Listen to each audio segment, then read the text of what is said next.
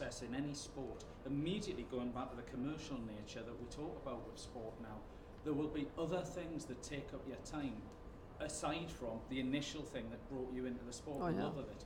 So it might be the commercial deals, all of those commitments. Yes, but you've got to find how to deal with that. I mean, in Roman Polanski's film, Weekend of a Champion, there's one shot of me coming in a big crowd of people signing autographs, and I'm gaunt. That year, I had something called mononucleosis, which is a blood disorder where you've been doing too much. That year, I crossed the Atlantic 86 times to go to America and back because I was doing television commentary for ABC Wide World of Sports. I was doing Can-Am racing, Formula 1, Formula 2, GT racing, sports car racing. I was doing far, far, far too much.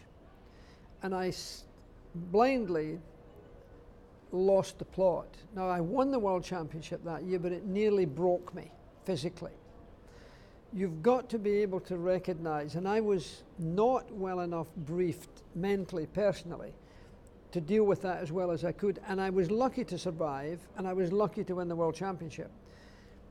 The next year, I had a duodenal ulcer that hemorrhaged, all because of the same stress and strain.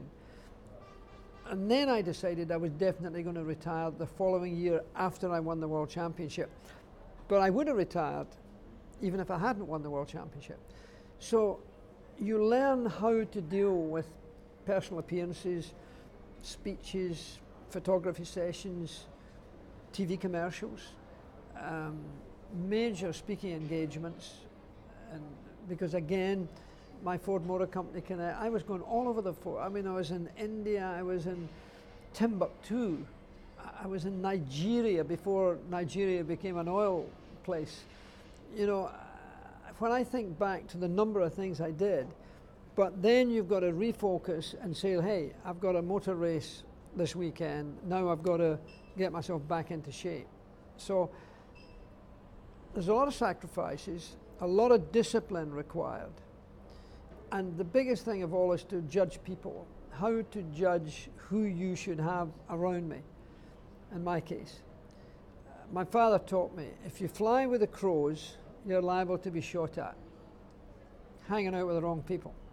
If you soar with the eagles, you're above shot. So you hang out with the very clever folk, the real achievers, and you learn from them.